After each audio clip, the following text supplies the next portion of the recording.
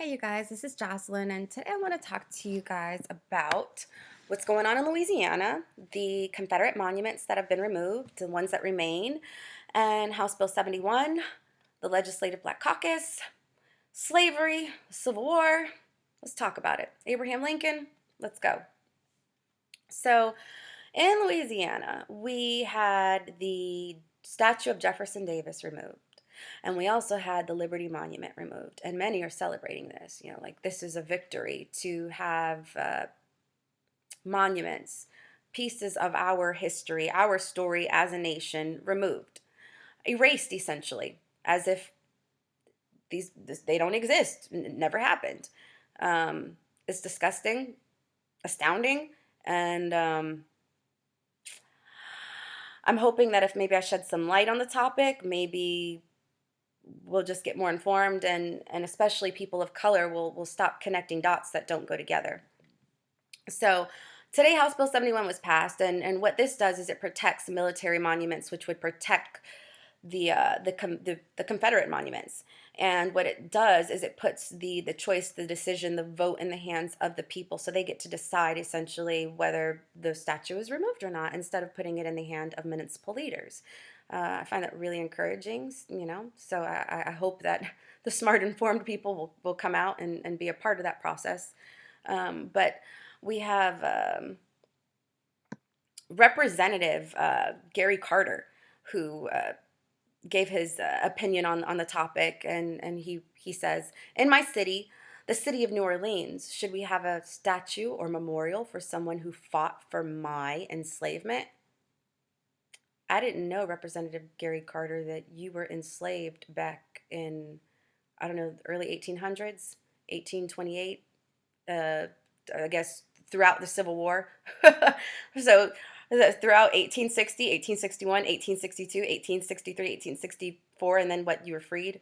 Um, okay, but anyhow, so let's go back to what he said. Who fought for my disenfranchisement? That's what you're saying, that those people ought to be honored and recognized. I think you sound really dumb right now. And I'm going to explain why. Because the Civil War, it wasn't fought because of slavery, you guys. All right? Back in 1828, there was a tariff of abominations. How fucking scary is that? Tariff of abominations. It just sounds terrible. And it was. It was a 62% tax on 92% of all imported goods. And, well, this turned things upside down in the southern states, all right? It left them impoverished. And the federal government was collecting all that money. And the southern states were getting really pissed off because the bellies were getting hungry. So the tariffs were lowered. And that went on from 1846 to 1857, and things flourished and things were better in the southern states. And then in 1857, you had the bank crash, and they tried to impose a new tariff. And the southern states were like, hell no, we ain't having this, okay? They lost their minds. All right, so they seceded, and the war followed. So the reason for the Civil War was not because Abraham Lincoln did not instigate the Civil War to free slaves, to free black people. It's just so outrageous. Abraham Lincoln was a white supremacist, y'all. If you examine uh, Abraham Lincoln and his words during his debates, his conversations, he's very, very clear. His agenda was perpetuating the power, extending the power of the federal government. Okay, it was not about freeing the slaves. In fact, he didn't think black and white people were equal, and if he could have perpetuated his agenda without disturbing the institution of slavery, he absolutely would have.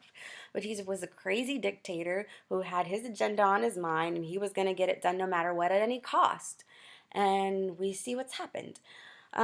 So I guess now you're probably wondering, well, if tariffs is what caused the Civil War, Jazz, then why the hell do so many people think that it was because of slavery? Well, that's because Abraham Lincoln, he was a brilliant motherfucker, you guys. He had to get everybody's limbic system going. He used emotion, okay? He needed emotional leverage.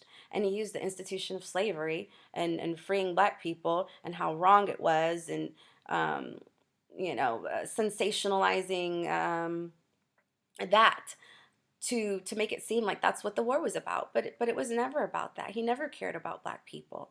He wasn't best friends with Harriet Tubman, freaking doing the Underground Railroad, freeing slaves, y'all. That's not Abraham Lincoln, okay?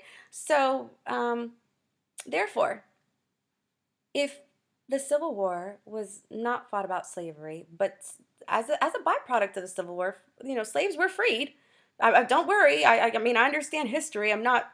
I am absolutely acknowledging that slavery was bad and that slaves were freed as a byproduct of the Civil War, but the Civil War was not about slavery. So please don't make Confederate memorials, okay, and Confederate leaders about slavery either. Because that's not what they were fighting for. They were fighting for their bellies and their way of life and feeding their families, and they were having unfair taxation.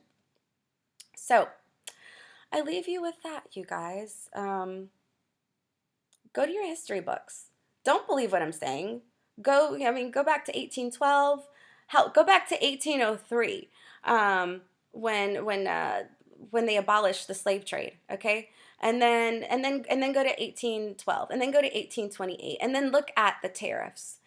Um, and then look at when they lowered the tariffs and when the bank collapsed and when they seceded. Examine it all for yourself and then make a decision.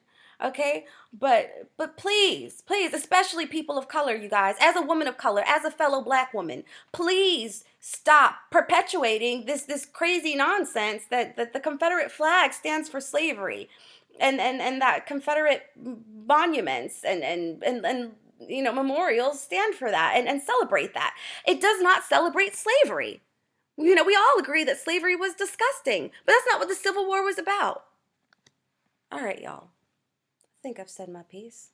I think I've covered it all.